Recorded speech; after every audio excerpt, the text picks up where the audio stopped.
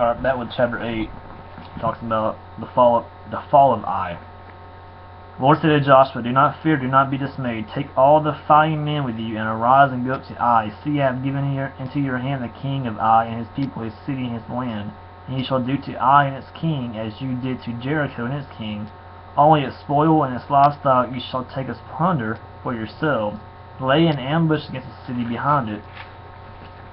So Joshua and all the fighting men arose to go up to Ai, and Joshua chose 30,000 mighty men of valor, and sent them out by night. And he commanded them, "Behold, you shall lie in ambush against the city behind it.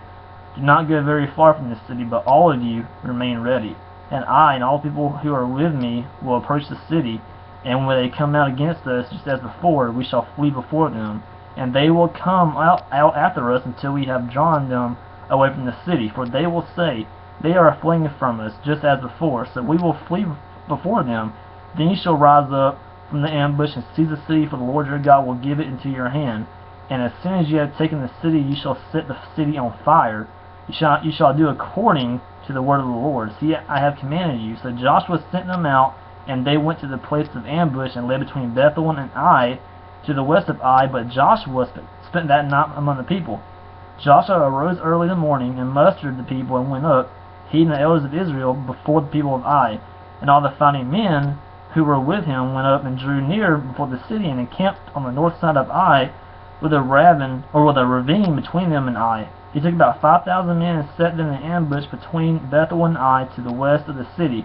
So they stationed the forces, the main encampment that was north of the city, and its rear guard west of the city. But Joshua spent the night in the valley. And as soon as the king of Ai saw this, he and all the people, the men of the city, hurried and went out early to the appointed place towards the Arabah, to meet Israel in battle. But he did not know that there was an ambush against him behind the city.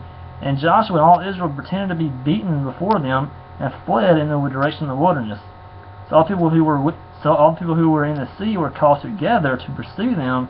As they had pursued Joshua, they were drawn away from the city. Not a man was left in Ai or Bethel who did not go out after Israel. They left the city open and pursued Israel. Then the Lord said to Joshua, "Stretch out the javelin that is in your hand towards Ai, for I will give it into your hand." And Joshua stretched out the javelin that was in his hand towards the city, and the men in the ambush rose quickly out of their place. And as soon as they had stretched out his hand, they ran and entered the city and captured it. And they hurried to set the city on fire. So when the men of Ai looked back, behold, the smoke of the city went to heaven, and they had no power to flee this way or that. The people who fled to the wilderness turned back against the pursuers. And when Joshua and all Israel saw that the ambush had captured the city, and that the smoke of the city went up, then they turned back and struck down the men of Ai. And the others came out from the city against them, so they were in the midst of Israel, some on this side and some on that side. And Israel struck them down until there was left none that survived or escaped. But the king of Ai they took alive, and brought him near to Joshua. When Israel had finished killing all the inhabitants of Ai in the open wilderness, where they pursued them, and all of them to the very last have fallen by the edge of the sword, all Israel returned to Ai and struck it down with the edge of the sword. And all who fell that day, both men and women, were 12,000, all the people of Ai. But Joshua did not draw back his hand with which he stretched out the javelin, until he had devoted all the inhabitants of Ai to destruction. Only the livestock and the spoil that city Israel took as their plunder, according to the word of the Lord that he commanded Joshua. So Joshua burned Ai and made it forever a heap of ruins, as it is to this day. So to this day is nothing left of it, it's just a heap of ruins. And he hanged the king of Ai on a tree until evening, and at sunset Joshua commanded, and took his body down from the tree and threw it at the entrance of the gate of the city, and raised it over a great heap of stones, which stands there to this day. So to this day, those stones are still laying there, which is pretty amazing, you know. Joshua renews the covenant. At that time Joshua built an altar to the Lord, the God of Israel, who is of course Jesus Christ, on Mount Ebal, just as Moses the servant of the Lord had commanded the people of Israel, as it is written in the book of the law of Moses, an altar of uncut stones upon which no man has wielded an iron tool. And they offered only burnt offerings to the Lord, and sacrificed peace offerings. And there, in the presence of the people of Israel, he wrote on the stones a copy of the law of Moses, which he had written. And all Israel, sojourner as well as the native born, with their elders and officers and their judges, stood on opposite sides of the ark before the Levitical priest, who carried the ark of the covenant of the Lord.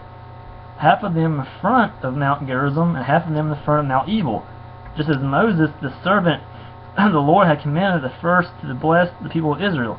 And afterward he read all the words of the law, the blessing and the curse, according to all that is written in the book of the law. There was not a word of all that Moses commanded that Joshua did not read before all the assembly of Israel, and the woman, and the little ones, and the sojourners who lived among them. Be right back home.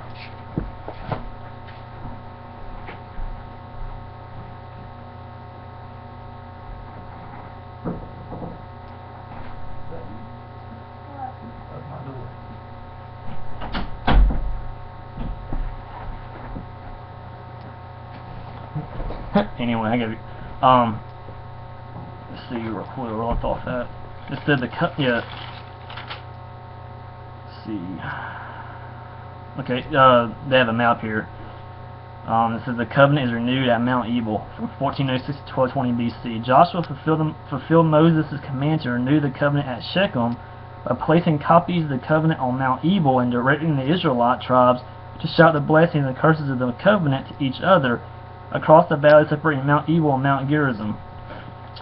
Now here they've got, the Mediterranean Sea, you got the Sea of Galilee, Jordan River to the Dead Sea, and of course you got Israel.